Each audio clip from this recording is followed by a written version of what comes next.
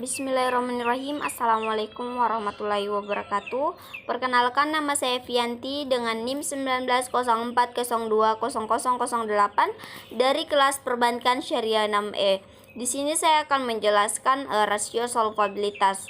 Yang pertama itu debit to asset ratio atau debit ratio, dengan rumus debit to asset ratio sama dengan total debit per total assets.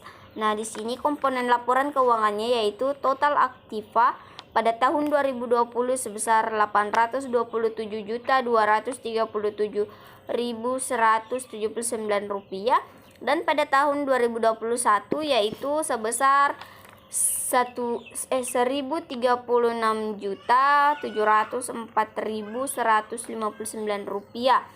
Kemudian total utangnya yaitu pada tahun 2020 sebesar 665.488.035 rupiah. Pada tahun 2021 dengan sebesar 679.815.042 rupiah. Kemudian pada tahun 2020 dengan rumus debit to asset ratio sama dengan total debit per total asset. Di situ total debitnya sebesar 665.488.035 rupiah dibagikan dengan 827.237.179 rupiah, hasilnya sama dengan 0,804. Kemudian pada tahun 2021 debit to asset ratio sama dengan total debitnya sebesar 679.815.042 dibagikan dengan 1.076.704.159 rupiah sama dengan 0,65655. Yang selanjutnya yaitu debit to equity ratio atau rumus debit to equity ratio sama dengan total utang per ekuitas. Pada komponen laporan keuangan, total utang sebesar pada tahun 2020 sebesar 655.488.035 rupiah, dan pada tahun 2021 sebesar 679.815.042 rupiah. Kemudian total ekuitasnya atau equity-nya pada tahun 2020 sebesar 161.749.144 rupiah. Kemudian pada tahun 2021 yaitu 366.889.177 rupiah. Kemudian untuk rumusnya yaitu untuk tahun 2020 debit to equity ratio, total utangnya sebesar 655.488.035 rupiah dibagikan dengan total ekuitas pada tahun 2020 yaitu 161.749.144 rupiah sama dengan 4,057%.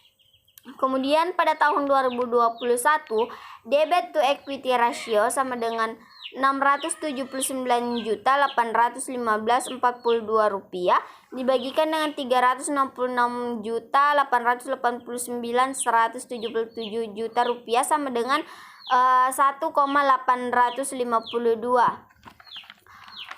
Kemudian long term debit to equity ratio, rumusnya yaitu long term per equity.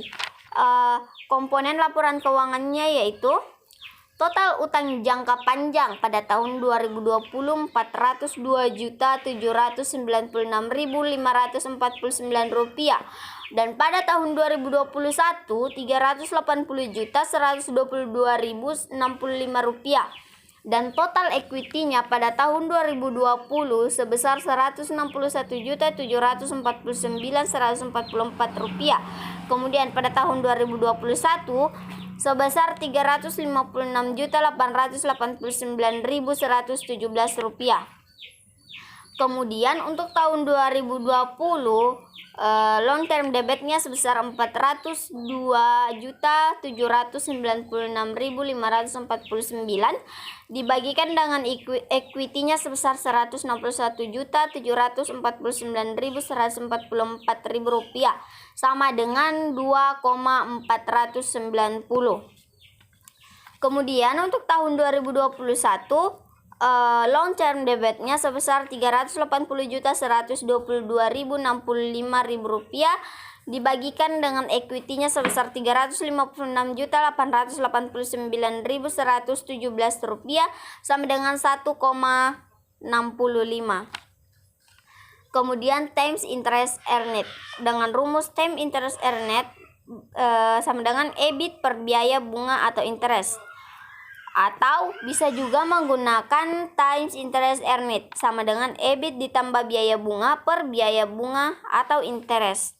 Komponen laporan keuangannya yaitu earning before interest and tax atau EBIT pada tahun 2020 sebesar Rp606.407.376 dan pada tahun 2021 sebesar Rp121.865.474. Kemudian biaya bunga atau interest sebesar pada tahun 2020 sebesar minus Rp4.384.703.000.